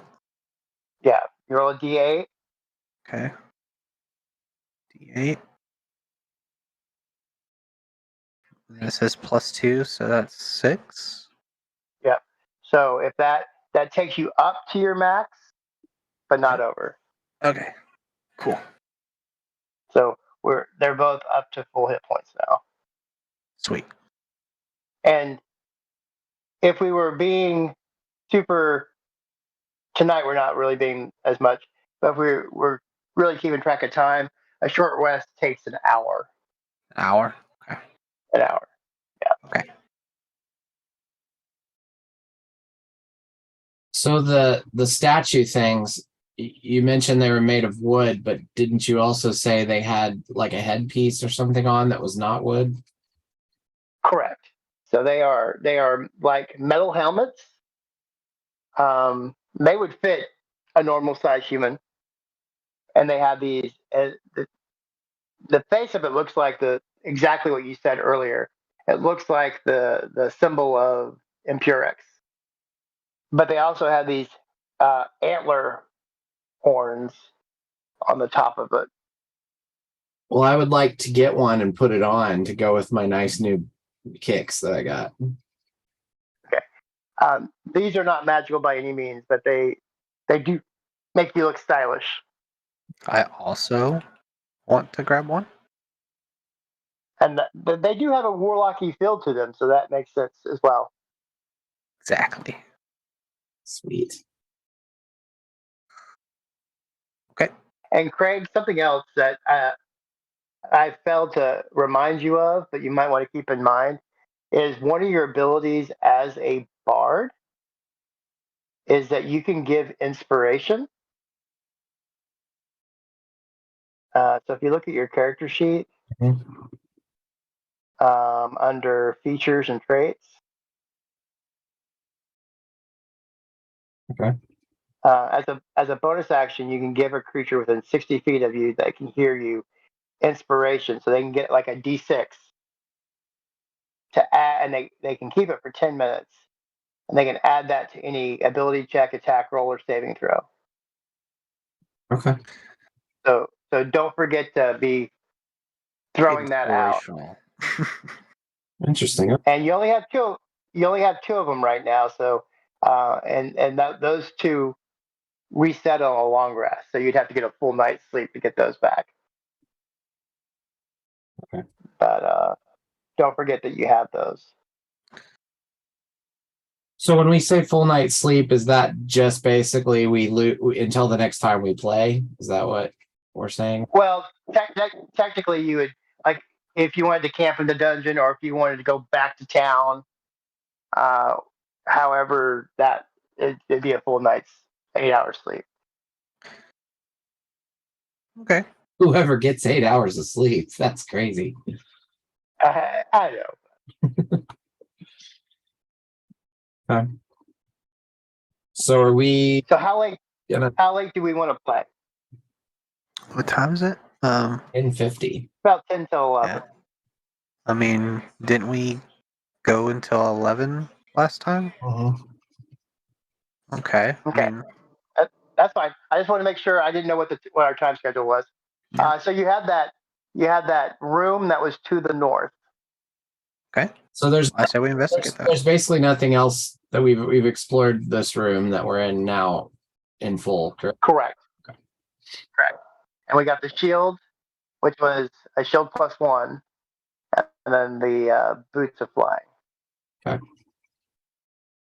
All right. I say we go to the room on the north wall. Let's do it. Yep. So, like we said earlier, this room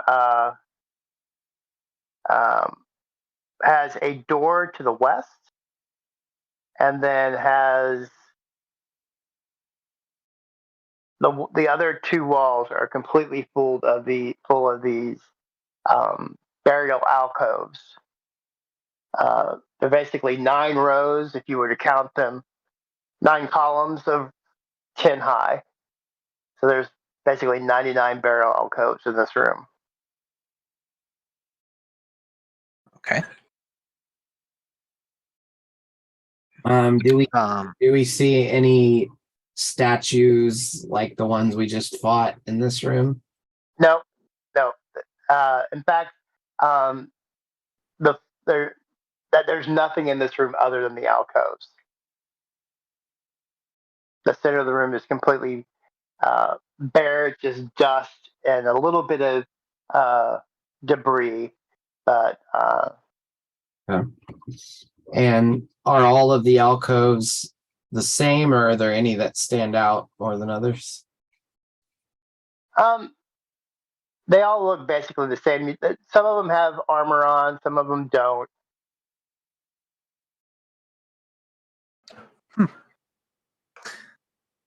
So you Okay. could probably spend an hour kind of searching the alcoves to see what they contain. I say we search them. See if there's any armor upgrades. Okay. So roll me a d20. Either of you. Wow.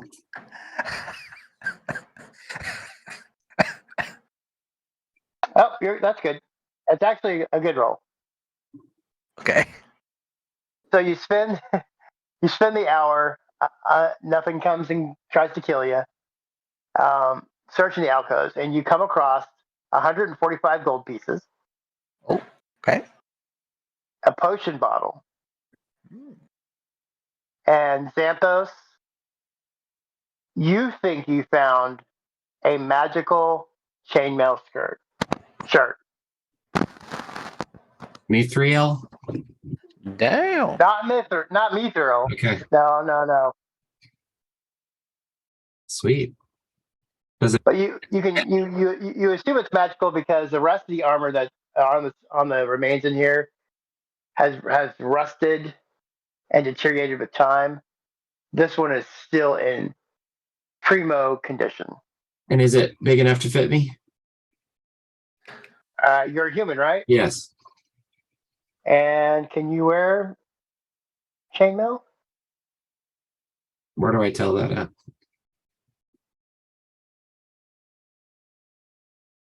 Just a second.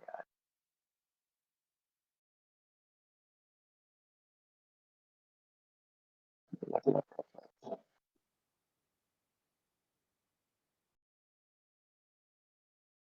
Game rules, classes, farm.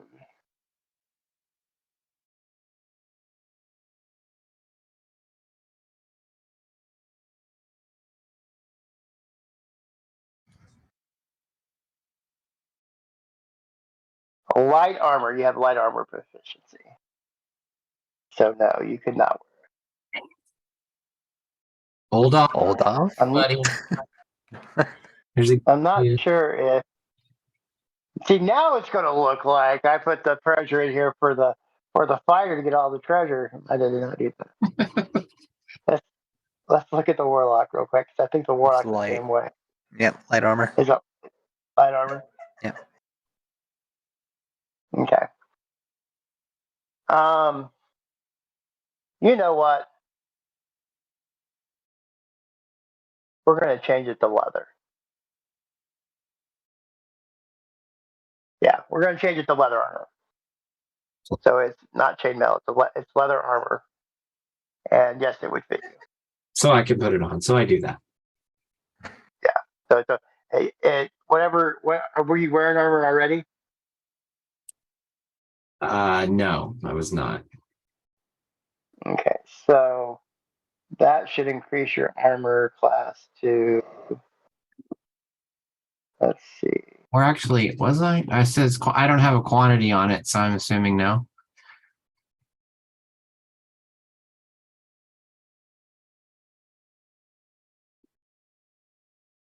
View campaign. Apps being weird. Look at your character sheet.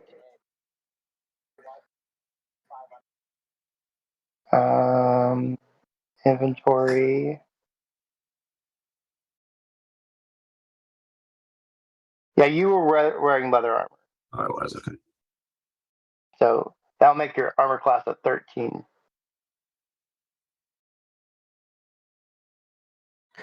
So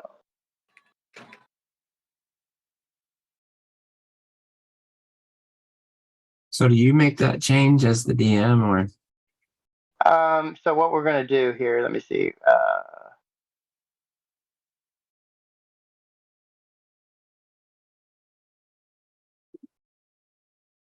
Add equipment.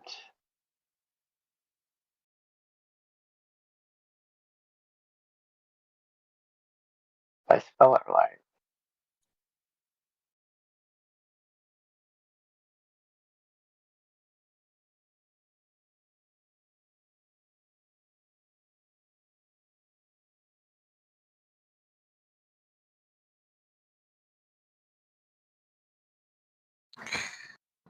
because I can add the winged boot? All right.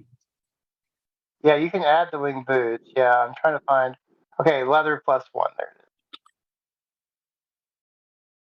And if you equip that, which I just equipped it for you, does that change your AC? Yes. Your AC is now 14. Did you add the wing boots? I did, but so then do you do the? Yeah, you click the red or the little thing beside them, right? There we go. Yeah. Okay. Very good. So that's all that is in this room. Well, then I guess we go for the door. All right. So this door does not have a lock on it, but you can tell that it is swollen shut. It won't budge. Eldritch Blast. Campa. Either something like that, or we could try to break it down. I'll try to Eldritch Blast it first, and then I'll have Holtoff break it down. All right. Make an attack roll. Yeah. Please. The D20, right? Yep. 20 with 5. Yeah, so pieces of the door fly off. Looks like you damaged the door, but it did not break it down. Okay. I say, hold Olaf goes, it in the rest of the way. That's what I say. Hold off. Yeah. Break her down. Shield bash Fine. it. He slams into the door, crashes open. He hits it. He uses his shoulder. He hits it right where you Eldritch blasted, where you made a weak spot. The door flies apart. You see within there a octagonal room. Octagonal. Oh boy. Okay. On the opposite side, you see an archway that leads into darkness. And in the middle of this room, you see a creature of sorts. Let me pull up a picture of it and show it to you.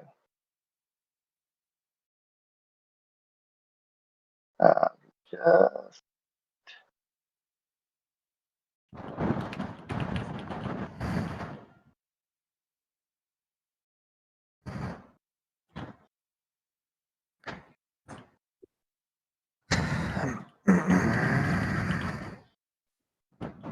when the technology does not work with you, makes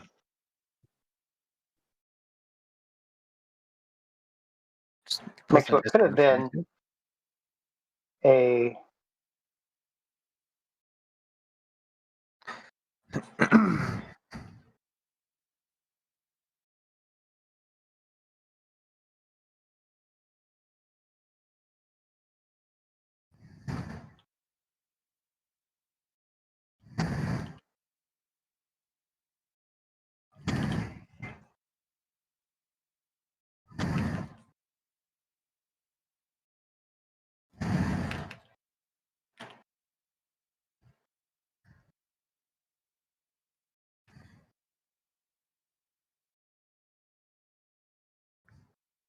all right. I'm about to show it to you. Okay.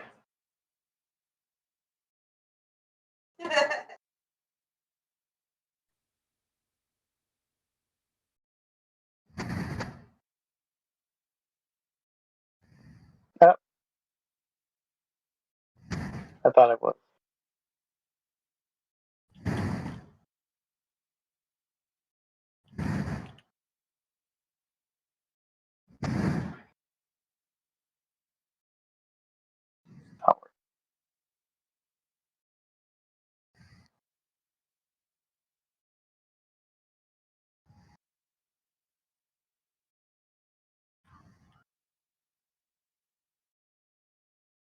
All right. Well, I can't get to work. So basically, what you see in front of you is this large undead monstrosity glaring at you with evil hatred in its eyes. And the one thing you notice moving in and like basically in it, you see these worms, these grubs, like come out of the skin and go back in. As it raises his fist, these grubs kind of fall onto the floor. And he says something in an long dead language to you. Hmm.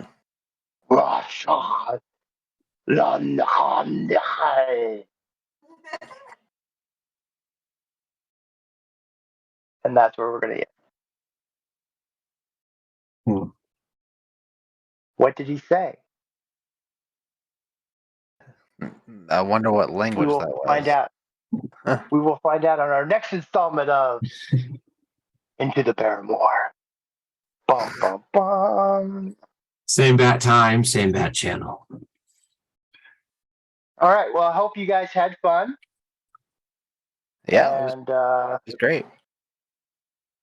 you got some magic items and you got some loot. Now, the other thing you might want to keep in your mind is, in regards to like old school play, is at any time you feel like, man, we've kind of hit our limit, you can always go back to town, rest, recuperate. As a bard, get your spell slots back, that kind of thing, get your inspirations back, and then come back to the dungeon.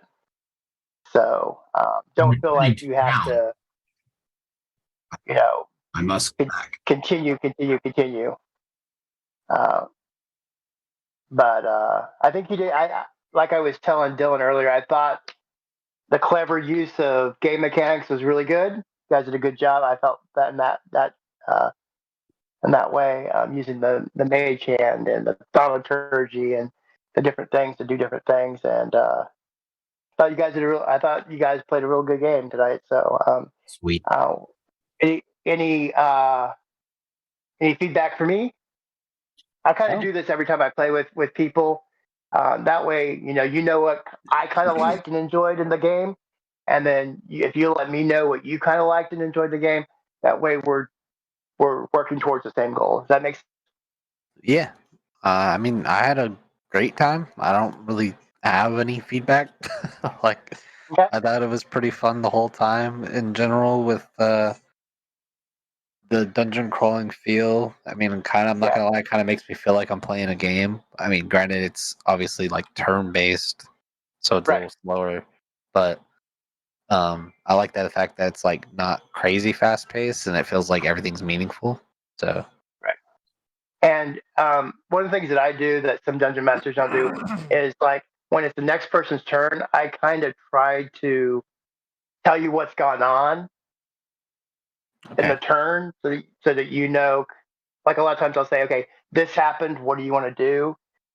Because sometimes it can be a lot to take in. So that's do you guys enjoy that?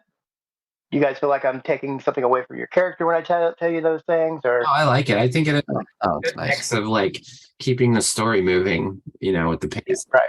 too. Yeah. Okay, well, good. And all right, well, we'll continue on next week.